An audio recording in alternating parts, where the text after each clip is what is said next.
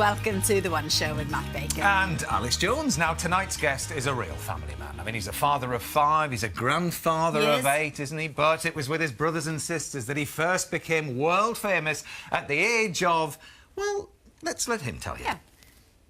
What is your name? Donnie. Donnie? Yes, sir. Well, how old are you? 5. 5, and you sing along with your brothers, huh? Yes, sir. She's real good, yes, ma'am. We decided no, ma'am. We won't hide it, yes, ma'am. You're invited now. Are you gonna be Super cute, but he's grown up a bit since then. It's Donnie Osmond. How are you guys? What do you mean, Butts? Come here. How are you? Very well. It's always good, sir. Yeah, I'm good. I'm good. Good to see you. We did the little click. You know what's really funny? I actually remember doing that. Yeah, well, what do you remember about the day? I then? remember walking in. There's, a couple hundred people in the studio, and I'm thinking, okay, there's as many people watching me. But there was these 3 boxes with lenses on them. They called them cameras, and I had no idea what that meant. And then shortly after that appearance, I went on tour with my brothers and Andy. It was a Christmas tour, and I was introduced. I run on stage. The spotlights blind me. I have no idea how many people are out there, thousands of people. And then after the song, I hear these cheers and these whistles and flashbulbs. Scared me. I ran off stage. Oh. And then the next thing I remember is Andy Williams saying, "Donnie, come back out here. All of this applause is for you." And it was that moment I said to myself, I got to do this the rest of my life. You Really? Yeah, that was the moment. Very good. Well, you're going to be telling us all about your upcoming tour later on. Excited about this. And we are guessing that, of course, you will sing Puppy Love. Tonight? We're guessing. What do you want to sing if you want to sing it tonight? I mean, we've got the recording, but, it's up to you if you want to burst into song at any point. Except I feel sing a free. couple octaves down now. Do you? Well, listen, And it they get us called thinking. it. Oh, go on. Sorry. No, that's enough of that. Well, that very track got us thinking, OK? Yeah. Our viewers at home, if you are sat tonight watching the telly with your dog, then let's see some evidence. Yeah? Let's see some evidence of puppy love for Donnie. You want okay? people to send in pictures with their dogs watching The One Show. We want to... Exactly. Oh, you got to do this. Take a picture right now. Where do they send it? So, well, we're going to put the address up on the screen. Here we go. There you go. So if you have got your dog watching the television at the moment, The One Show, with Donnie's face on it, then let's see a shot of your dog. Please do this. I want to see love it. for Donnie. I've got to see He this. doesn't believe it's going to happen, but believe us, you and Oh, the audience Donnie. slightly sceptical, but it will happen. Oh, no. I know the British people. They'll do it. They'll be do great. it. Please It's gonna do be it. great. Actually, that's not the only bit of audience interaction tonight. is No, it? it's not, actually. No, What are you doing to me here? Should I be scared? We have got a phone, and we are going to give you a direct line to potentially 5 of your big fans tonight. It's going to be Really? the first. Never done this. In 10 years of The One Show, it's going to happen tonight. Fantastic. All that to come. But first, imagine you or your member of your family is suffering from a debilitating illness. Now, you'd do anything, wouldn't you, in your power to find a cure? Of course, well, Dr. Sal has been on the trail of one man who is offering false hope and making bogus claims that his range of products can cure everything from MS to Alzheimer's. All sorts of claims are made about multivitamin drinks, protein shakes and energy boosters. But one self-styled medical expert has taken those claims to the extreme, promising his products can cure diseases from Alzheimer's to MS. This is Dr. Stephen Ferguson. He claims he can diagnose people's illnesses by looking at their blood under a microscope and then cure them with his special blood-cleansing vitamin drinks and protein shakes. And he's been doing it for years. Matthew Smith is one of his former patients. He agreed to talk to us from Canada, where he now lives, about the very odd health check Mr. Ferguson gave him. So he was basically looking at a spot of blood under a microscope and kind of using a chart to attribute certain cells to certain conditions that one might have. I thought it was completely odd, really bizarre. He actually told me that I had the blood sugar level of a diabetic, which I think was a pretty concerning thing to hear. But Matthew isn't and has never been diabetic, and Stephen Ferguson is no medical doctor. 2 years ago, he was even prosecuted and fined for claiming his products could treat cancer. But we've discovered Stephen Ferguson is still in business and still making bogus medical claims. He hosts what he calls Dynamic Health Awareness Days at a London theatre, and I'm going undercover to see for myself. His products are on sale in the foyer, apparently for a bargain price. People are pinning a lot of hope on this. And once he hits the stage, Stephen Ferguson makes some big claims. But we've helped so many people with diabetes, high blood pressure, to heal their body. And we're talking about healing. These products are phenomenal. They're life-changing. And what we do... A volunteer from the audience is given a free blood test live on stage, and Stephen Ferguson then claims to analyse it on the spot. The blood is starting to coagulate already, which means that the body is toxic. Just in case you're wondering, that's utter nonsense. Offstage, Stephen Ferguson makes more startling claims for his products. Yeah, we've had a lady that's completely cured of dementia with Alzheimer's. Yeah, we cure it all the time. No one's ever come with fibromyalgia and it hasn't gone. Every single time it goes. And I get my chance to quiz him on his results. With multiple sclerosis, we get rid of it. We've done it loads and loads of times. We've got testimonials. Thank you. Loads Really? Yeah. Good brother yourself? Yeah, yes. Little children upwards, yeah. Children? Yeah, 17. We had a little 17-year-old girl. She's got a video where she's done a video testimonial, like the ones we just played. Same thing. And what do their doctors say when they go back to their I own? can't believe it. They think that they've cured it, but they haven't. Yeah. Unbelievable. As an A&E doctor, I'm shocked by his claims, but what do the experts think? Dr. Klaus Schmierer leads MS research at Queen Mary University of London. He's agreed to watch our secretly recorded footage. Curing MS, I mean, I'm working in the field for over 20 years now. I think it's staggering and cannot be true. Here's somebody who obviously wants to make money out of his clientele. If somebody takes this seriously, and some people will do, this is a dangerous advice. It's seizing on the vulnerability of people and at the same time eroding their relationship to their NHS doctors. So does Stephen Ferguson stand by his claims? Well, we asked for an interview or a statement, but he said he was far too busy. So when it comes to Stephen Ferguson's unproven, untested cures, well, there's only one place I'm pouring this.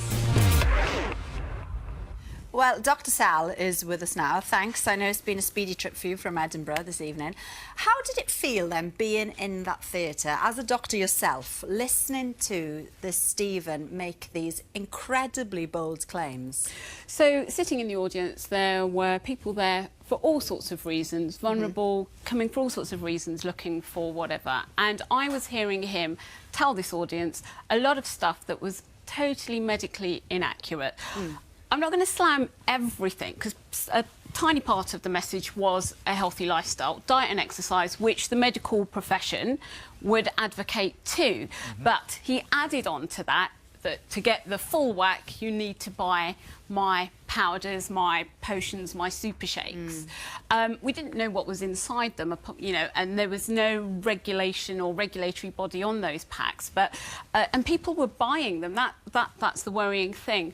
The other thing that really worried me was his very negative message towards the medical health, the health profession at large, right. and medicines that doctors would prescribe for people with everything from diabetes to high blood pressure. So my worry was that someone in the audience might say, right, I'm going to stop taking my diabetic medicine, my blood pressure medicine, because of what Mr. Ferguson has said. Yes. And we already have a problem dealing with compliance, and he was really feeding that in a negative way. Against people taking conventional medicine. I mean, that live blood analysis that he did on stage, what do you and the medical profession make of that? I mean, that was bold, wasn't it? So, some big claims there, but essentially the Royal College of Pathologists and the Department of Health have said that there's no science to it, it's unregulated and it's not a diagnostic tool, and he was making diagnosis with a little bit of blood dropped on a microscope. Yeah, it's what would happen to anybody's blood under a microscope. Oh, absolutely. There was nothing there that you can't use it as a diagnostic tool. The Royal College of Pathologists and Department of Health have said that. Also, the Advertising Standards Agency have issued guidance to live blood practitioners to say you mustn't make false claims or misleading claims about remedies, advice. You can't give any diagnostic advice based on that. We spoke to a haematologist, a doctor that deals with blood, Dr. Brian Colvin, 40 years experience, and he basically said there's no science to it and it's akin to reading tea leaves. Okay. It's quite offensive to me because my brother has MS and my nephew has MS.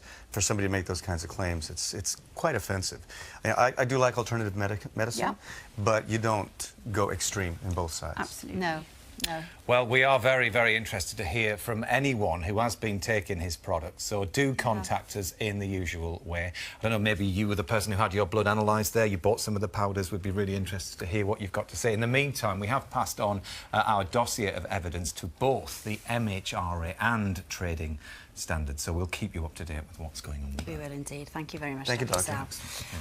Sal. Now, Donnie, it's fair to say that back in the 60s, the Osmonds had it all. I mean... 60s, let's say 70s. And still present. I'm not down all that. Come on, Alex. I mean, you had the looks. Still got him. You had the sound, still got it. You know, the moves. The moves? Certainly still I got won the Dancing style. with the Stars, so yes, I will agree with Yeah. that. There you are. And one of the things you definitely had and still have is fabulous hair. Quality hair. Thank you.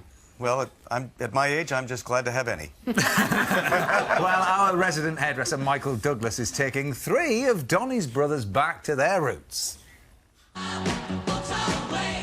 44 years ago, this musical family left their native United States to conquer the world. They ended up selling around 77 million albums and singles across the globe, and in the UK, teenage girls went slightly crazy. Help me, please. There was something about the Osmonds that just said, America. They came from a place where everything was bigger and better, and that included their hair. It was perfect. Today, I'm getting a visit from 3 of the brothers, Jimmy, Jay, and Merrill. They've cut back the locks a bit, but we're going to recreate their hair and style from 4 decades ago. Appropriately enough, they began as a barbershop quartet. I joined about 50 years ago now. Okay. I joined as a 3-year-old boy. I thought every kid did what I did because my brothers were doing it, you know. I was 7 years old right here on that one. Yeah. And this is the barbershop era, is it? Barbershop. Yeah. We're saying bye-bye blues. But as they got older, the Osmonds decided they needed to move with the times. Initially, our dad would always cut our hair, so that's why we looked like that. So I think that was when we revolted and said, no more, Dad. Okay. So presumably somebody grew it first, and you must have thought, God, he looks great. I kind of remember Merrill being the one with the big bushy hair, and then Jay kind of did the afro thing. Yeah, that's right. My sister talked me into doing that because that was Jay the always, style. Jay always liked curlers. You know? I did not. I did not. So this one at the bottom here, we think this is about 1974. That was my era right there. Really? But you know what's so weird, and I think that's one of the reasons why they've lasted so long and still be able to do shows, is because we've never been afraid to try new things. Which, to be honest, is just as well. We're going to take you back in time to the era Not too far back, I hope. Not too far back, maybe mid-70s. Are you up for this? I'm very nervous. Not as nervous as me. The Osmonds' popularity in the 70s came at a time of economic turmoil. And for style guru Sean Chapman, this might be the key to their look.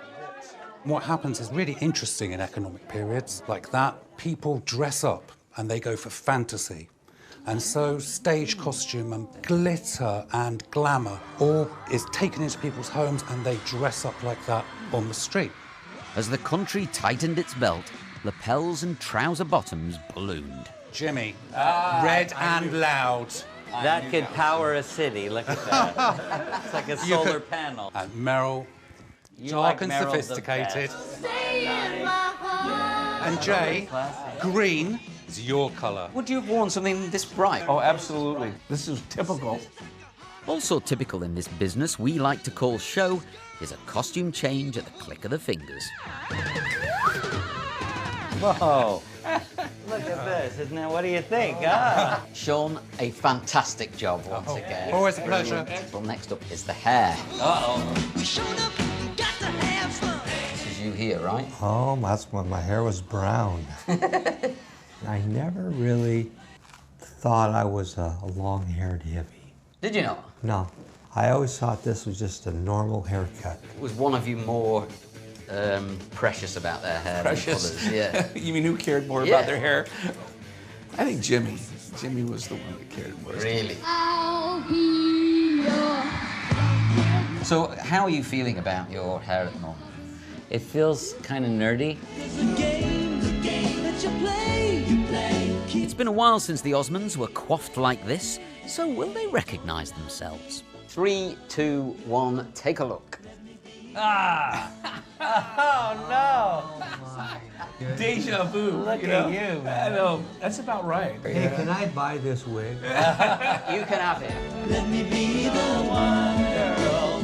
We are on the one show. Let the reason be love. Family show tonight. Can I just say, I'm so glad I wasn't part of that segment. Well, I tell you what, Donny, right? My auntie and uncle, Chris and Marion, they nearly cancelled the cruise because they heard you were coming in tonight. Oh. They are delighted that you're back touring the UK with lots of other people from around the UK. This is brilliant news. In January, it's the story of your life. So what can audiences expect then this time? It's been 10 years since I've done a solo tour in this country. Is it really? 10 years. I've been back with Marie and all that kind of stuff. Yes. And I've been in Vegas this whole time for like 8 years. But this time, it's going to be a fun party because I've got 53 years of repertoire, of music to pull from. There's a segment in the show that I've tested in the U.S., and it works. It's about halfway through. I call it the purple card segment. Just before the show starts, about 50 to 80 cards are dispersed throughout the audience, and we gather them up. And then they put them on the stage. And then halfway through, I grab these cards not knowing what's on the cards, and for about 15 to 20 minutes, pure improv. Whatever they want to, whatever they want to hear, whatever they want to ask, whatever. The audience is in control at that point. My band is going crazy learning so many songs right now that we may never do, but the audience It's like a high-end wedding. Oh, yes, it is, exactly. But it's so fun for me because every show is slightly different. Okay, and how much of this is a celebration, and how much does it reflect your life and really the troubles that you've had as a family? Well, interesting you should use the word troubles, because when you're in show business for that long period of time, particularly coming from a teeny bopper career, that transition is wrought with trouble. And trying to make that jump. Not a lot of people have been successful at that. I end the show with a song that I wrote for this album, because this album is kind of special for me. This is my 60th album. So I did cover songs of songs that really influenced me in my life. Yeah. But I wanted an original one on there, so I wrote one called Survivor. I've survived this business. And so this is a celebration, not just about my music, but just the fact that I've really come through the end of the tunnel. And I hope that doesn't sound egotistical or anything, but it's been a journey. It's been a tough journey. It's been a fun journey. And now I'm in the mode of celebrating it. Yeah. What were some of the tougher times like then with the family? Because you've obviously come out the other end now, but it can't have been, we have this image of the Osmonds having a fantastic time all the time, but it can't have been like that all the time because it's been well documented that there were really tough times in there. Well, be honest with you, I enjoyed the 70s a lot. The screaming girls, the scenes that you saw on the telly right now, it was just the time of my life. I just really enjoyed it. Yeah. You know, the guards protected me from all the screaming girls. I was trying to get away from the guards and go to the screaming girls. But that can only last for so long. Any teeny bopper, anybody in show business will tell you it's short-lived. Yeah. So I'm making that transition and then re-educating the populace as to what you're doing now is very critical. What's critical is you embrace the past. Yeah. I mean, I do puppy love, and I treat it with respect. And if you didn't do it, people would be disappointed. Well, exactly, because they want to hear the old hits. You got to do Crazy Horses, Down by the Lazy River, all of those songs, you got to do them because that's what brings back those memories. Well, you're kicking off the tour in Manchester. Yeah, 21st of January, and then from there on, it's is just going to be so much fun. Brilliant, and tickets are on sale. We've got a bit of British wildlife for you now, Donny, because numbers of harvest mice in the UK have declined so much since the 1970s. Harvest mice. Harvest mice. Yeah. Well, I'm trying to bring it back to the 70s for you, just to sort of, you know. Anyway, we're going from Donny Osmond to mice. Thank you very much. Sticking with the 70s. So Donny Osmond and Mickey Mouse. That's what it is. Well, it is fair to say that you are more likely to see one in a Beatrix Potter book than in our countryside. Yes, Mike Dilger met up with one couple who've taken it upon themselves to change all of that. Look at this little fella. When it comes to the most endearing mammal in the UK, surely the harvest mouse is a strong contender. Weighing in at about the same as a 20p coin, these are the smallest rodents in Europe. But although they may be tiny, they're facing a huge problem. Since the 1970s, the UK's population of harvest mice has seen the most dramatic and worrying decline. The disappearance of hedgerows and intensive farming practices have caused their habitat to shrink and in some cases even vanish. But in one small part of Yorkshire, help is at hand. On the site of an old water treatment works is Rodley Nature Reserve. John Brooke is one of the trustees. John, it's astonishing to think 15 years ago we'd probably be standing in sewage. And now look. Yes, tremendous amount of work being done on this site since we took it over. The volunteers have done brilliant. You know, hedges, water bodies, the meadows, everything's, you know, coming on really, really well. With its lush grass and reeds, the reserve is a perfect habitat for harvest mice. And so 4 years ago, they started a breeding programme. And we actually bred just over 700 harvest mice. But we started to release when we got up to about 100. And by last August, they were all released onto the reserve. But then, disaster struck. There are still 9 severe flood warnings in force across northern England, including at least 5 in the York area. The Boxing Day floods of 2015 were some of the worst ever seen in Britain, and the reserve was badly affected. The local river burst its banks and left devastation in its wake. And the newly flourishing harvest mouse population disappeared completely. With approximately 3 foot of water running through here, full of silt and rubbish and everything that comes down the river, it brought it all onto the reserve and just dumped it. So the mice would have no chance whatsoever. We were devastated, but you can't give up. You've got to keep on trying. Carry on breeding, carry on releasing. That's our motto. And Mice HQ is back in John's garden, where his wife Maxine is the mouse midwife. Welcome to the mouse shed. This is more like a mouse production line. How many tanks have you got here, Maxine, and what have you got in them? I have 13 breeding tanks. Each has a pair, one male, one female. And then we have some bigger tanks, which is where, once I've sexed the juveniles, they all go in there to wait for release. In the wild, a female will have 2 to 3 litters a year, but that number can triple in captivity. The young are born blind and hairless, but grow extremely quickly. Well, these are about a week old. They are minuscule. Yep. And just perfect little replicas of their mum and dad? Yes. How long before they're weaned? When they get to sort of 10 to 12 days old, they're old enough to leave mum. That's astonishing. It's Independent amazing. Yeah. So quickly. Yeah. When old enough and ready for release, Maxine moves them to 2 pens on the reserve. One for the boys and the other for the girls. We have 51 females and 40 males.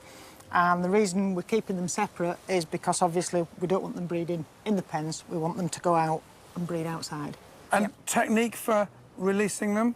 We have some holes at the far end of the pens, and all we do now is we'll just unscrew the board and the mice are free to come and go as they please.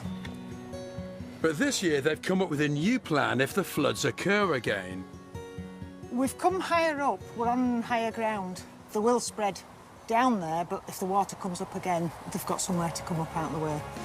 And throughout the day, the mice start coming out of the pens to explore their new home, to hopefully start breeding back here in the wild. Life can be such a precarious existence. One moment it's all going terribly well, and the next a flood comes in to wipe everything out. Fortunately, this reserve have their very own Mr. and Mrs. Noah, who are determined, come hell or high water, that harvest mice are a permanent fixture here. They're super cute. Utterly. They remind me They of my are little cute. hamsters. I have to admit. Yeah, they are. I like it. It's cute. Now we come into a key part of the show. Which is? Well, first of all, we've looked at your social media and we noticed that you like to ask your fans some Donny trivia. I do that, time to yes, all time. the time, yeah. Yeah. And is it true that they can actually win a chat with you on the phone? I do call them. No matter where they are in the world, I call them. Well. That's amazing. Now See? this is something we're going to try tonight. We're quite Yeah. excited about doing this. Well, I see this Let's purple hope it phone works. here. All right, okay. We're going to call this Dial Donny, OK? Dial Donny. Okay, Yeah. okay. So 5 hardcore Donny Osmond fans who are watching at home have the number to this hotline. Okay.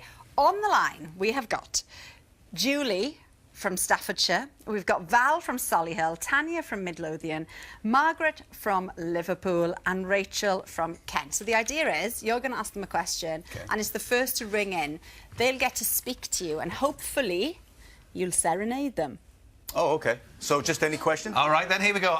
Let's just hope everybody is ready at home, all 5. Donny, your camera is number 4. If you would like to launch the question, please. Okay, here's your question.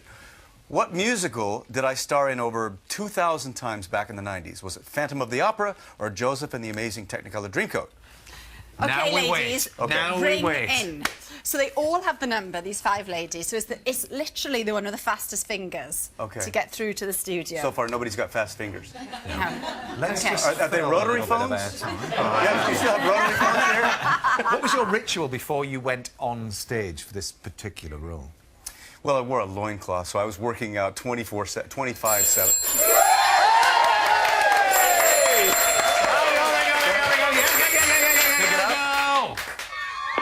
Hello?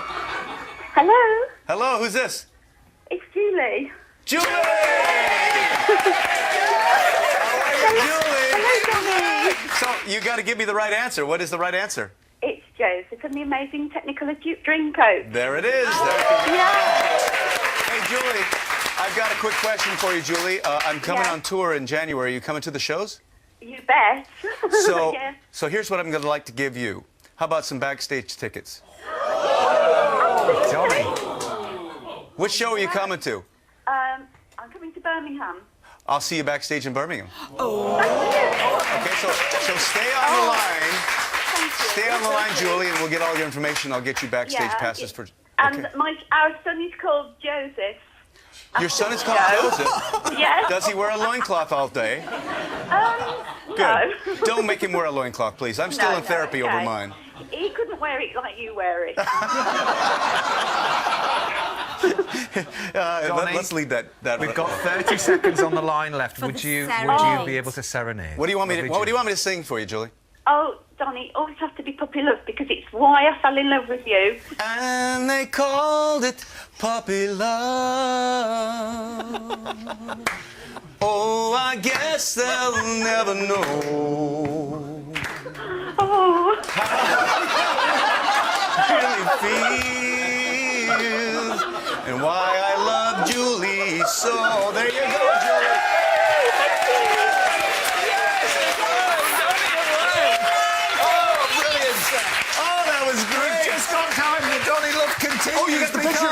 This is Grace from Oh, I love that. Chatham That's watching Donny. Fantastic. I love this. This is great. Beautiful dog. Who loves you, Donny? Oh, beautiful dog. That's a great look. I can't quite get over Julie's reaction, but anyway. I Rachel, love there that. you go, send a photo of Shadow looking at Donny with puppy love eyes. Oh, that's fantastic. You doubted whether or not this would happen. I know, you guys are good. Our viewers are Oh, my word. What a show. Thank you so much, Donny. I love doing this show. Great show.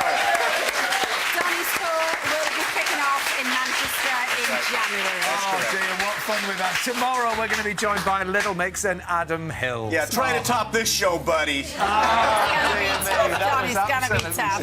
Have a lovely evening. Bye, Good night. everyone. Good night.